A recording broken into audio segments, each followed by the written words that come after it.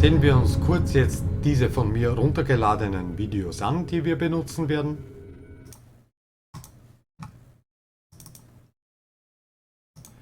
Einmal Rain und einmal Window. Gucken wir mal in das Window, das dauert eine Minute. Das haben wir zuvor schon gesehen, das sind diese Fenstern, wo einfach der Regen drauf fällt. Also wirklich ein sehr stimmungsvolles Bild. Und das andere, Rain. Hier sieht man Regen in eine Pfütze fallen. Könnte auch ein Bach sein. Das dauert nur 37 Sekunden. Und ihr könnt euch jetzt schon vorstellen, das Video wird dauern aufgerundete 15 Minuten, dass wir dieses Videomaterial mehrmals verwenden müssen. Dann habe ich hier, wie gesagt, meine zwei Audiospuren. Einmal mit 161 Megabyte für knappe 10 Minuten. Einmal 23 Minuten. Und wie gesagt, ich habe hier so lange aufgenommen, schon mit diesem Wissen, es könnten Störgeräusche stattfinden und ich muss diese entfernen. Und ja, es war genau so. Es kamen Windstöße, es kamen irgendwelche anderen von mir nicht identifizierbaren Geräusche, die ich natürlich rausgenommen habe. So, nun bringen wir unser Material mal in Clipchamp ein. Ich öffne Clipchamp, den Ordner habe ich auch noch geöffnet. Den mache ich ein bisschen kleiner. Öffne aber jetzt nur von mir als Vorliebe zuerst die Videos. Markiere beide und ziehe sie einfach mit der linken Maustaste hier in die Zeitleisten. Es wird dann automatisch hier unter der Rubrik Medienimport geladen, vorgeladen. Ich ziehe ein Video nach dem anderen hier nach unten in die Zeitleiste, nämlich hintereinander. Gut, wir haben somit die Videos drinnen. Jetzt brauchen wir noch die zwei Audiodateien. Wieder den Ordner öffnen.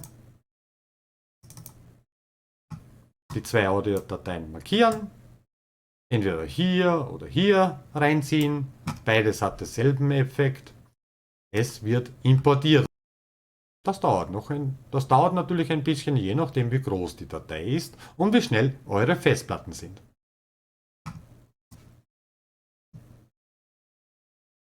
Eine haben wir gleich.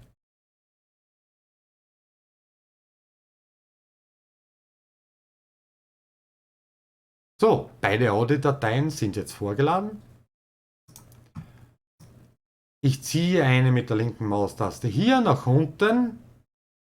Das Feld verändert sich zum grünen Farbton, lasse die Maus aus und es befindet sich jetzt schon in der Zeitleiste. Und wenn ich hier auf Wiedergabe drücken würde, würde auch, und ich mache das auch gleich, jetzt schon das Video zeitgleich mit der Audiospur darunter abspielen. Aber natürlich, wie gesagt, es passt ja noch nicht. Ich habe aus der Audiodatei die Störgeräusche noch nicht entfernt. Um hier optimal arbeiten zu können, in Bezug auf Audio, suche ich mir hier die Veränderung der Maus in zwei Zeiger, nach oben und nach unten, drücke die linke Maustaste, ziehe das nach oben, um hier diesen Bereich größer zu machen, drücke auf Steuerung, halte Steuerung, Mausrad nach oben und ihr seht vielleicht schon, es findet ein Zoom statt, indem ich dann die Zeitleisten sehr gut bearbeiten kann. Wie bin ich jetzt vorgegangen? Ich habe einfach hier meine Testversion des Videos abspielen lassen, habe natürlich mit Kopfhörer zugehört, habe dort gestoppt, wo Störgeräusche erkennbar waren, habe mich dort positioniert, sprich bei der Audiospur mit der linken Maustaste, Doppelklick darunter, dann dort positioniert, kurz bevor das Störgeräusch eingetreten ist, und bin dann auf diese Schere gegangen mit der linken Maustaste einmal. Somit wird hier nämlich dann die Audiospur geteilt. Habe dann das Ganze weiterlaufen lassen, bis das Störgeräusch wieder vorbei war. Gestoppt, wieder auf die Schere, damit es geschnitten wird. Dann mit der linken Maustaste markiert, auf Entfernen gedrückt. Das Störgeräusch, das ausgeschnittene, ist weg. Dann mit der rechten Maustaste hier auf diese gestrichelte, auf das gestrichelte, rechte Maustaste, Lücke löschen, und es springt die Audiospur zu dem Punkt, wo die andere endet. Das habe ich natürlich einige Male machen müssen, da einige Störgeräusche dabei waren. Aber somit habe ich dann schlussendlich eine Audiospur gehabt, die rein nur den Regenfall beinhaltet.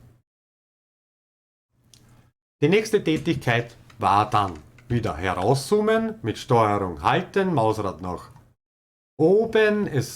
Hier erkennt ihr das sehr leicht bei den Anzeigen der Sekunden, dass herausgezoomt wird. Und ihr seht schon, hier dieses erste Video dauert nur bis knapp einer Minute oder einer Minute, ziemlich genau. Und das zweite Video geht dann von einer Minute bis zu einer Minute 36. Was ich jetzt mache, ich prüfe das Video, wie es endet. Linke Maustaste zweimal hier knapp vom Ende des Videos und habe mir das einfach angesehen und angehört.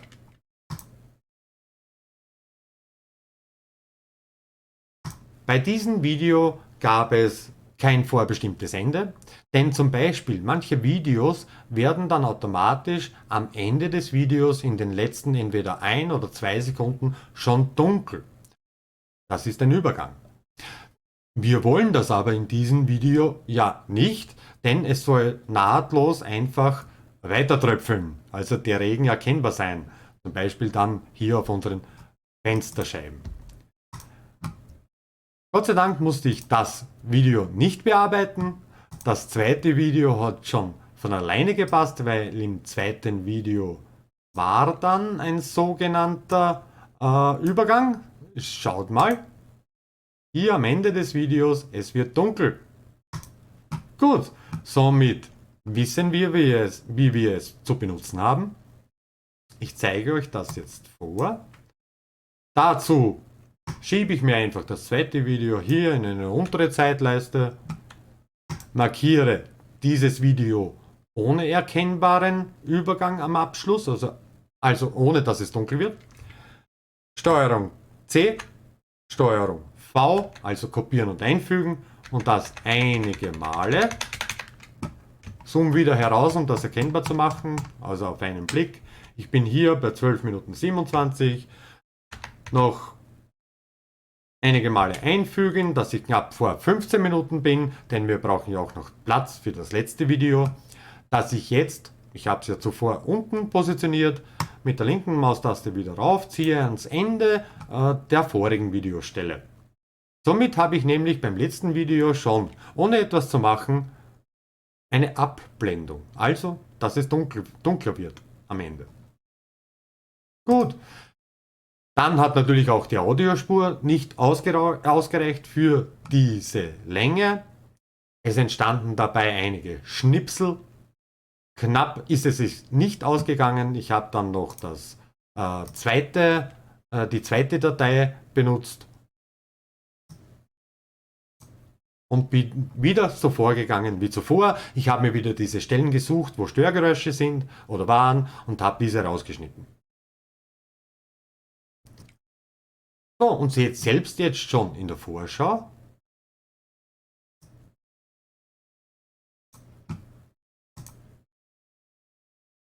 auch hier bei einem Übergang von einem Video zum anderen Video. Jetzt der Übergang. Bemerkt ihr irgendetwas? Habt ihr jetzt was bemerkt? Nein. Ganz leicht ist schon zu bemerken, aber es fällt nicht auf. Und wenn ihr meditiert oder zum Einschlafen das Ganze benutzt, dann sowieso nicht. Sollte es auch nötig sein, ein Video zu beschneiden, funktioniert das genauso wie die Audiospur zu beschneiden. Ihr sucht euch wieder diesen Punkt, diesen Startpunkt, an dem ihr einen Cut machen wollt, also mit der Schere, sprich etwas ausschneiden wollt. Dann den Endpunkt, auch wieder mit der Schere, markiert es, entfernen drücken, es ist wieder weg, Maustaste in den strichlierten Bereich, Lücke füllen und es springt wieder zurück. Und ihr habt wieder einen nahtlosen Übergang. Zwei Dinge sind noch zu tun, nämlich den Anfang bearbeiten und auch das Ende.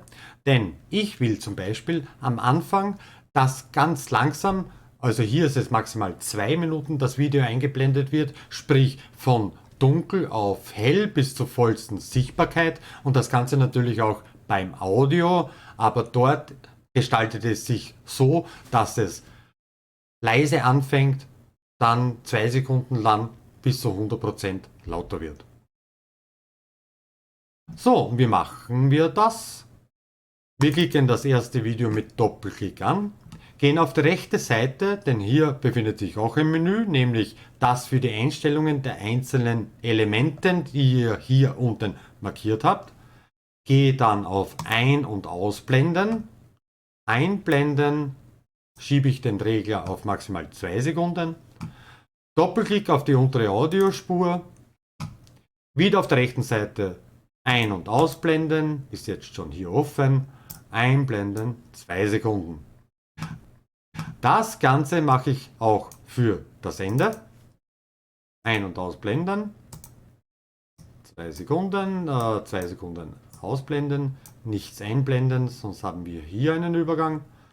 Bei der Audiospur unten dasselbe, ausblenden, 2 Sekunden.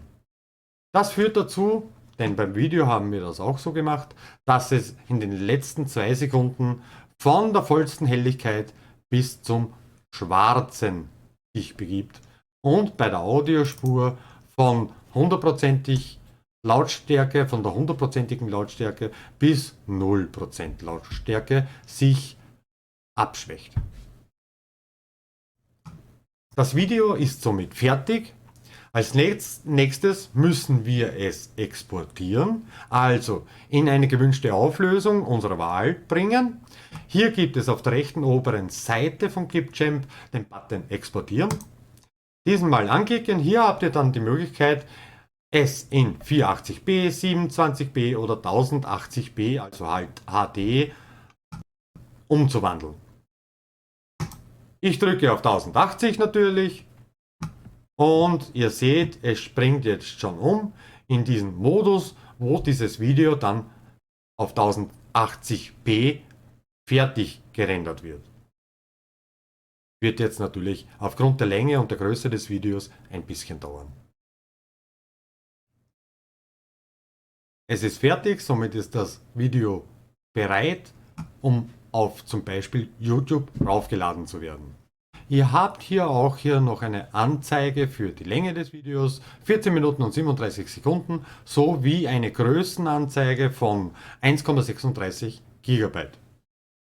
Ihr könnt es extra noch, wenn ihr hier raufklickt, auf Computer speichern, noch einmal speichern. Aber hier rechts oben habt ihr schon die Anzeige, dass es sich bereits im Ordner Downloads befindet. Wenn ihr jetzt diesen Button noch einmal oder überhaupt einmal betätigt auf Computer speichern, wird das Video ein zweites Mal gespeichert. Mehr Anzeigen, rechte Maustaste, im Ordner Anzeigen.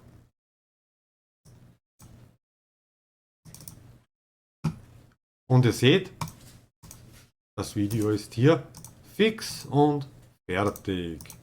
Mit am Schluss unseren gewünschten Ende, in dem es dann dunkler wird. Sehen wir uns das kurz an. Oh ja.